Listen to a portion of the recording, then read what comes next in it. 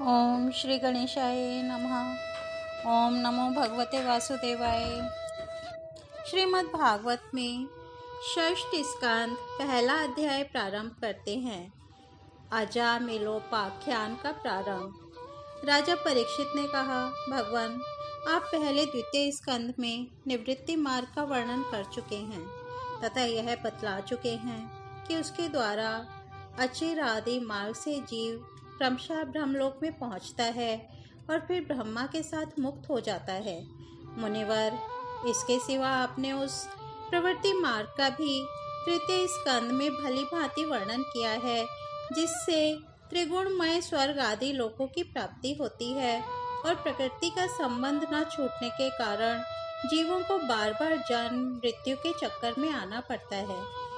आपने यह भी बतलाया कि अधर्म करने से अनेक नरकों की प्राप्ति होती है और पांचवें स्कंद में उनका विस्तार से वर्णन भी किया। चौथे स्कंद में आपने उस प्रथम मनवंतर का वर्णन किया जिसके अधिपति स्वयंभू मनु थे।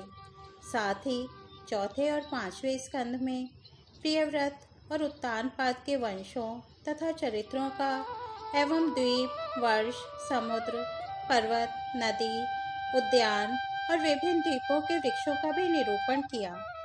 भूमंडल की स्थिति, उसके द्वीप, वर्ष आदि विभाग, उनके लक्षण तथा परिमाण, नक्षत्रों की स्थिति, अतल वितल आदि भूविवर, सात पाताल और भगवान ने इन सब की जिस प्रकार सृष्टि की उसका वर्णन भी सुनाया। महाभाग, अब मैं वह उपाय जानना चाहता हूँ जिसके अनुष्ठान से मनुष्यों को अनेकानेक भयंकर यातनाओं से पूर्ण नरकों में न जाना पड़े। आप कृपा करके उसका उपदेश कीजिए। श्री सुखदेव जी ने कहा, मनुष्य मन, वाणी और शरीर से पाप करता है। यदि वह उन पापों का इसी जन्म में प्रायश्चित न कर ले तो मरने के बाद उसे अवश्य ही उन भयंकर यातनापूर्ण नरकों में जाना पड़ता है, जिनका वर्णन मैंने तुम्हें पांचवें स्कंद के अंत में सुनाया है। इसलिए बड़ी सावधानी और सजगता के साथ रोग एवं मृत्यु के पहले ही शीघ्र से शीघ्र पापों की गुरुता और लघुता पर विचार करके उनका प्रायश्चित कर डालना चाहिए। जैसे मर्मज्ञ चिकित्सक रोगों का कारण और उनकी गुरुता लघुता जानकर झटपट उनकी चिकित्सा कर डालता है। राजा परीक्षित ने पूछा, भगवान, मनुष्य राजदंड, समाजदंड आदि लौकिक और शास्त्रोक्त नरक गमन आदि पारलौकिक के कष्टों से यह जानकर भी कि पाप उसका शत्रु है, पाप वासनाओं से विवश होकर बार बार वैसे ही कर्मों में प्रवृत्त हो जाता है। ऐसी अवस्था में उसके पापों का प्रायश्चित कैसे संभव है? मनुष्य कभी तो प्रायश्चित आदि के द्वारा पापों से छुटकारा पा लेता है, कभी फिर उन्हें ही करने लगता है। ऐसी स्थिति में मैं समझता हूँ कि जैसे स्नान करने के बाद धूल डाल लेने के कारण हाथी का स्नान व्यर्थ हो जाता है, वैसे ही मनुष्य का प्रायश्चित करना भी व्यर्थ ही है। श्री सुखदेव जी ने कहा, वस्तुतः कर्म के द्वारा ही कर्म का निर्बीज नाश नहीं होता, क्योंकि कर्म का अधिकारी अज्ञानी है। अज्ञान रहते पाप वासनाएं सर्वथा नहीं मिट सकती। इसलिए सच्चा प्रायश्चित तो तत्व ज्ञान ही है। जो पुरुष केवल सुपथ्य का ही सेवन करता है, उसे रोग अपने वश में नहीं कर सकते। वैसे ही परीक्षित, जो पुरुष नियमों का पालन करता है, वह धीरे धीरे पाप वासनाओं से मुक्त हो कल्याणप्रद तत्व ज्ञान प्राप्त करने में समर्थ होता है। जैसे बांसों के झुरमुट में लगी आग बांसों को जला डालती है, वैसे ही धर्मज्ञ और श्रद्धावान धीर पुरुष तपस्या, ब्रह्मचर्य, इंद्रिय दमन, मन की स्थिरता, दान, सत्य, बाहर भीतर की पवित्रता तथा यम एवं नियम, इन 9 साधनों से मन, वाणी और शरीर द्वारा किए गए बड़े से बड़े पापों को भी नष्ट कर देते हैं। भगवान की शरण में रहने वाले भक्तजन जो बिरले ही होते हैं, केवल भक्ति के द्वारा अपने सारे पापों को उसी प्रकार भस्म कर देते हैं जैसे सूर्य कोहरे को। परीक्षित, पापी पुरुष की जैसी शुद्धि भगवान को आत्मसमर्पण करने से और उनके भक्तों का सेवन करने से होती है, वैसी तपस्या आदि के द्वारा नहीं होती। जगत में यह भक्ति का पंथ ही सर्वश्रेष्ठ, भय रहित और कल्याण स्वरूप है, क्योंकि इस मार्ग पर भगवत परायण सुशील साधुजन चलते हैं। परीक्षित, जैसे शराब से भरे घड़े को नदियां पवित्र नहीं कर सकती, वैसे ही बड़े बड़े प्रायश्चित बार बार किए जाने पर भी भगवत विमुख मनुष्य को पवित्र करने में असमर्थ हैं। जिन्होंने अपने भगवत गुणानुरागी मन मधुकर को भगवान श्री कृष्ण के चरणारविंद मकरंद का एक बार पान करा दिया, उन्होंने सारे प्रायश्चित कर लिए। वे स्वप्न में भी यमराज और उनके पाशधारी दूतों को नहीं देखते, फिर नरक की तो बात ही क्या है।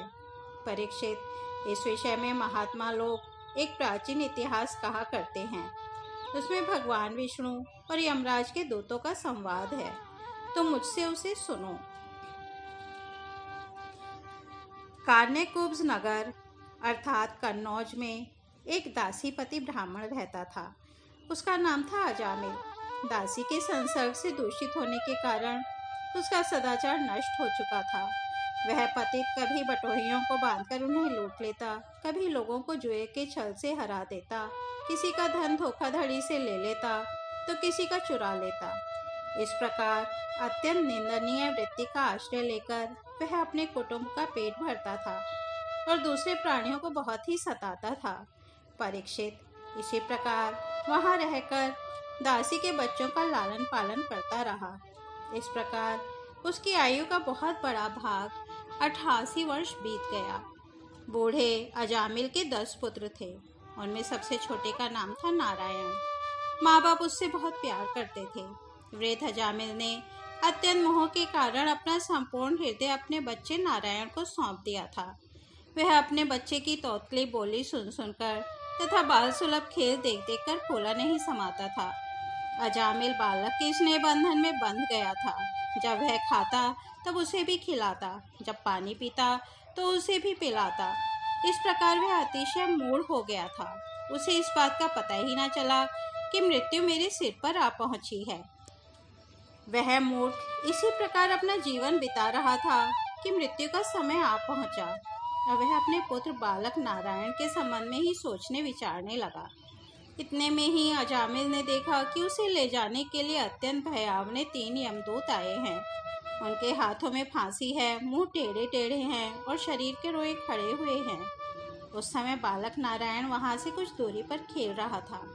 यमदूतों को देखकर अजामिल अत्यंत व्याकुल हो गया और उसने बहुत ऊंचे स्वर से पुकारा, नारायण। भगवान के पार्षदों ने देखा कि यह मरते समय हमारे स्वामी भगवान नारायण का नाम ले रहा है, उनके नाम का कीर्तन कर रहा है, अतः वे बड़े वेग से झटपट वहां आ पहुंचे। उस समय यमराज के दूत दासीपति अजामिल के शरीर में से उसके सूक्ष्म शरीर को खींच रहे थे। विष्णु दूतों ने उन्हें बलपूर्वक रोक दिया। उन्हें रोकने पर यमराज के दूतों ने उनसे कहा, अरे धर्मराज की आज्ञा का निषेध करने वाले तुम लोग हो कौन? तुम किसके दूत हो? कहाँ से आए हो और इसे ले जाने से हमें क्यों रोक रहे हो? क्या तुम लोग कोई देवता, उपदेवता अथवा सिद्ध श्रेष्ठ हो? हम देखते हैं कि तुम सब लोगों के नेत्र कमल दल के समान कोमलता से भरे हैं। तुम पीले पीले रेशमी वस्त्र पहने हो। तुम्हारे सिर पर मुकुट, कानों में कुंडल और गलों में कमल के हार लहरा रहे हैं। सबकी नई अवस्था है। सुंदर सुंदर 4 भुजाएं हैं। सभी के कर कमलों में धनुष, तरकस, तलवार, गदा, शंख, चक्र, कमल आदि सुशोभित हैं। तुम लोगों की अंग कांति से दिशाओं का अंधकार और प्राकृत प्रकाश भी दूर हो रहा है। हम धर्मराज के सेवक हैं, हमें तुम लोग क्यों रोक रहे हो? श्री सुखदेव जी कहते हैं, परीक्षित, जब यमदूतों ने इस प्रकार कहा तब भगवान नारायण के आज्ञाकारी पार्षदों ने हंसकर मेघ के समान गंभीर वाणी से उनके प्रति यूं कहा। भगवान के पार्षदों ने कहा, यमदूतों, यदि तुम लोग सचमुच धर्मराज के आज्ञाकारी हो तो हमें धर्म का लक्षण और धर्म का तत्व सुनाओ। दंड किस प्रकार दिया जाता है? दंड का पात्र कौन है? मनुष्यों में सभी पापाचारी दंडनीय हैं अथवा उनमें से कुछ ही? यमदूतों ने कहा, वेदों ने जिन कर्मों का विधान किया है वे धर्म हैं और जिनका निषेध किया है वे अधर्म हैं। वेद स्वयं भगवान के स्वरूप हैं। वे उनके स्वाभाविक श्वास प्रश्वास एवं स्वयं प्रकाश ज्ञान हैं। ऐसा हमने सुना है। जगत के रजोमय, सत्वमय और तमोमय सभी पदार्थ, सभी प्राणी अपने परम आश्रय भगवान में ही स्थित रहते हैं। वेद ही उनके गुण, नाम, कर्म और रूप आदि के अनुसार उनका यथोचित विभाजन करते हैं। जीव शरीर अथवा मनोवृत्तियों से जितने कर्म करता है उसके साक्षी रहते हैं। सूर्य, अग्नि, आकाश, वायु, इंद्रियां, चंद्रमा, संध्या, रात, दिन, दिशाएं, जल, पृथ्वी, काल और धर्म, इनके द्वारा धर्म का पता चल जाता है और तब दंड के पात्र का निर्णय होता है। पाप कर्म करने वाले सभी मनुष्य अपने अपने कर्मों के अनुसार दंडनीय होते हैं। निष्पाप पुरुषों, जो प्राणी कर्म करते हैं, उनका गुणों से संबंध रहता ही है। इसलिए सभी से कुछ पाप और कुछ पुण्य होते ही हैं और देहवान होकर कोई भी पुरुष कर्म किए बिना रह ही नहीं सकता। इस लोक में जो मनुष्य जिस प्रकार का और जितना अधर्म या धर्म करता है, वह परलोक में उसका उतना और वैसा ही फल भोगता है। देव शिरोमणियों, सत, रज और तम, इन 3 गुणों के भेद के कारण इस लोक में भी 3 प्रकार के प्राणी देख पड़ते हैं। पुण्यात्मा, पापात्मा और पुण्य पाप दोनों से युक्त अथवा सुखी दुखी और सुख दुख दोनों से युक्त। वैसे ही परलोक में भी उनकी त्रिविधता का अनुमान किया जाता है। वर्तमान समय ही भूत और भविष्य का अनुमान करा देता है। वैसे ही वर्तमान जन्म के पाप पुण्य भी भूत और भविष्य जन्मों के पाप पुण्य का अनुमान करा देते हैं। हमारे स्वामी अजन्मा भगवान सर्वज्ञ यमराज सबके अंतःकरणों में ही विराजमान हैं।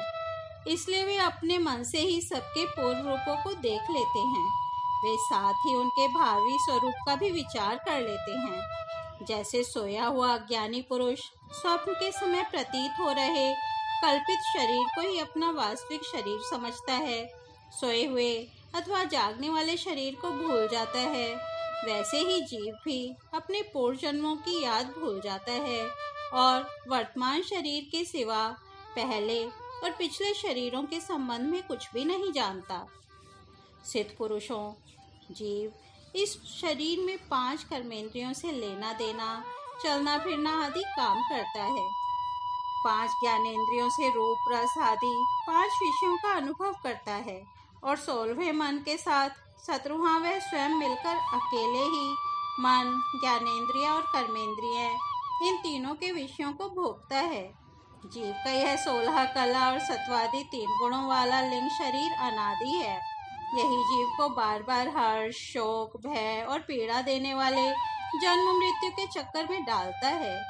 जो जीव अज्ञानवश काम, क्रोध, लोभ, मोह, मद, मत्सर इन 6 शत्रुओं पर विजय प्राप्त नहीं कर लेता, उसे इच्छा न रहते हुए भी विभिन्न वासनाओं के अनुसार अनेकों कर्म करने पड़ते हैं। वैसी स्थिति में वह रेशम के कीड़े के समान अपने को कर्म के जाल में जकड़ लेता है और इस प्रकार अपने हाथों मोह का शिकार बन जाता है। कोई शरीरधारी जीव बिना कर्म के कभी एक क्षण भी नहीं रह सकता। प्रत्येक प्राणी के स्वाभाविक गुण बलपूर्वक विवश करके उससे कर्म कराते हैं। जीव अपने पूर्व जन्मों के पाप पुण्य में संस्कारों के अनुसार स्थूल और सूक्ष्म शरीर प्राप्त करता है। उसकी स्वाभाविक एवं प्रबल वासनाएं कभी उसे माता के जैसा स्त्री रूप बना देती हैं, तो कभी पिता के जैसा पुरुष रूप। प्रकृति का संसर्ग होने से ही पुरुष अपने को अपने वास्तविक स्वरूप के विपरीत लिंग शरीर मान बैठा है। यह विपर्य भगवान के भजन से शीघ्र ही दूर हो जाता है। देवताओं, आप जानते ही हैं कि यह अजामिल बड़ा शास्त्रज्ञ था। शील, सदाचार और सद्गुणों का तो यह खजाना ही था। ब्रह्मचारी, विनयी, जितेंद्रिय, सत्यनिष्ठ, मंत्रवेता और पवित्र भी था। इसने गुरु, अग्नि, अतिथि और वेद पुरुषों की सेवा की थी। अहंकार तो इसमें था ही नहीं। यह समस्त प्राणियों का हित चाहता, उपकार करता, आवश्यकता के अनुसार ही बोलता और किसी के गुणों में दोष नहीं ढूंढता था। एक दिन यह ब्राह्मण अपने पिता के आदेशानुसार वन में गया और वहां से फल फूल समिधा तथा कुश लेकर घर के लिए लौटा। लौटते समय इसने देखा कि एक भ्रष्ट शूद्र जो बहुत कामी और निर्लज्ज है, शराब पीकर किसी वैश्या के साथ विहार कर रहा है। वैश्या भी शराब पीकर मतवाली हो रही है। नशे के कारण उसकी आंखें नाच रही हैं। वह अर्धनग्न अवस्था में हो रही है। वह शूद्र उस वैश्या के साथ कभी गाता, कभी हंसता और कभी तरह तरह की चेष्टाएं करके उसे प्रसन्न करता है। निष्पाप पुरुषों शूद्र की भुजाओं में अंगरागादि कामोद्दीपक वस्तुएं लगी हुई थीं और वह उनसे उस उल्टा का आलिंगन कर रहा था। अजामिल उन्हें इस अवस्था में देखकर सहसा मोहित और काम के वश हो गया। यद्यपि अजामिल ने अपने धैर्य और ज्ञान के अनुसार अपने काम वेग से विचलित मन को रोकने की बहुत चेष्टाएं की, परंतु पूरी शक्ति लगा देने पर भी वह अपने मन को रोकने में असमर्थ रहा। उस वैश्या को निमित्त बनाकर काम पिशाच ने अजामिल के मन को ग्रस लिया। इसकी सदाचार और शास्त्र संबंधी चेतना नष्ट हो गई। अब यह मन ही मन उसी वैश्या का चिंतन करने लगा और अपने धर्म से विमुख हो गया। अजामिल सुंदर सुंदर वस्त्र आभूषण आदि वस्तुएं जिनसे वह प्रसन्न होती ले आता। यहाँ तक कि इसने अपने पिता की सारी संपत्ति देकर भी उसी कुल्टा को रिझाया। यह ब्राह्मण उसी प्रकार की चेष्टा करता जिससे वह वैश्य प्रसन्न हो। उस स्वच्छंद चारिणी कुल्टा की तिरछी चितवन ने इसके मन को ऐसा लुभा लिया कि इसने अपनी कुलीन नवयुवती और विवाहिता पत्नी तक का परित्याग कर दिया।